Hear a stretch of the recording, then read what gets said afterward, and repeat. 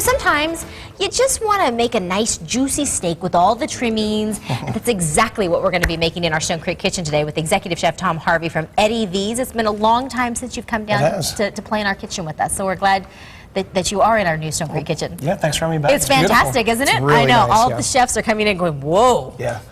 You didn't call me and tell me you got a new kitchen. If I'd known the upgrade, I would have been back a lot sooner. There you go. Yeah. See how it goes here? Get the word up. Well, let's talk a little bit about the steak and some of the components to making a nice, juicy, great steak. And we can start by seasoning it, and then we'll just kind of roll into it. Well, yeah, as we start thinking about Valentine's Day, obviously, special occasion. So we've got this big, beautiful, about 17-ounce New York strip prime steak here. And today we're going to do it a poive style. And later on in the show, we're going to make a brandy peppercorn sauce to go with this. So to begin this, we got our pan nice and hot here. Just a little bit of olive oil in there. And by hot, you mean like we put it like medium high or high? What we'd like to see is the oil just beginning to smoke a little bit. Okay. Because we do want to get a nice sear on this. So this is just kosher salt I'm putting on here, real simple. And you're not being light-handed with that. You're being pretty liberal in your seasoning with the salt. Well, the way we're going to cook this steak, we're trying to cook it pretty quickly, so the salt's not going to have a great deal of time to get into the meat, so we go a little bit heavier than we would on something that was going to cook slower. And here we've got fresh cracked black pepper, and we're just going to kind of hit both sides there. You know, when the amateurs, like our house, make steaks, amateur Stephanie puts meat tenderizer on it. Does that do anything for my steak, or is that just adding more salt and... Well, I think the seasoned salt and tenderizers, they can be very flavorful. Luckily for us, we get these prime steaks from Lynn's Meats in Chicago, and we very much believe in just salt and pepper on those babies. If you've got a good cut, you don't need all the stuff to try and make it pretend that it's a... Yeah, I mean, certainly for me, if I'm going to eat a steak, I'd rather splurge and have the real deal. That's a good point. Yep.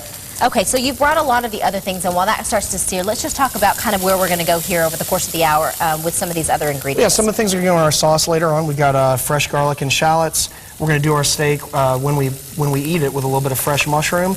And actually in our sauce, we've got some mushroom stems we're going to put in there for flavor, which is a great way to use those. Down here we've got brandy, cream, veal jus, so a little bit of butter, lemon juice, parsley. All of those things are going to really enhance the flavor of a really good cut of steak. Exactly. You talked about the pan being on just starting to smoke, and so even though we're starting to see that smoke, we're okay, because in my home I would start to panic. Right. I think a little bit of smoke is not a bad thing, and as we flip this over, you'll see the way that peppercorn is crusting on there, and that's really what we're after.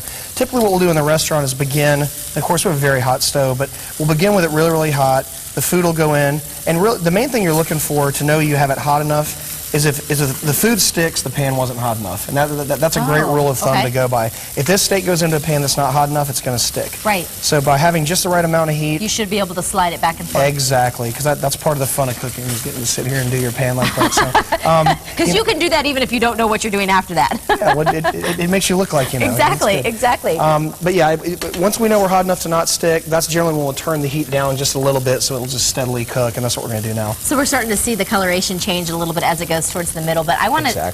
sometimes we have access to things on the show that I don't know if everybody knows about, and so I wanted to share that. That's pretty cool. Oh, it turned upside down. Yeah, you can set it either way. So. Look at this thing that he brought in here. I just had to share this with you guys because I thought it was super cool. All of his recipes are in here, so no more cookbooks that are getting splattered with oil or whatever. What did you call this thing?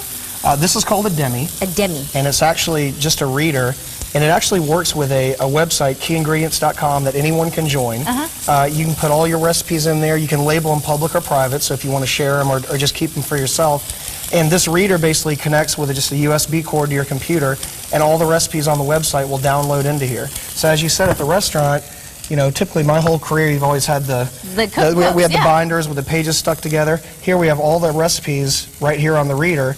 And for example, this poive sauce we're going to make today, we'll pull this down. It's basically just like using an iPad or an iPhone. It's real simple to use. So we can pull up any of our recipes. Caesar croutons. And it's like 40 bucks, you said, right? Yeah, very inexpensive, really cool. At-home chefs, you can thank me later because that is the coolest thing ever. A demi, D-E-M-Y. I just thought it was cool. I had to share it with you. It is. Figure we have a good recipe. We'll have a nice poive sauce, and now you've gotten the new gadget that you have to have, perhaps for Valentine's Day, or just because you want to treat yourself.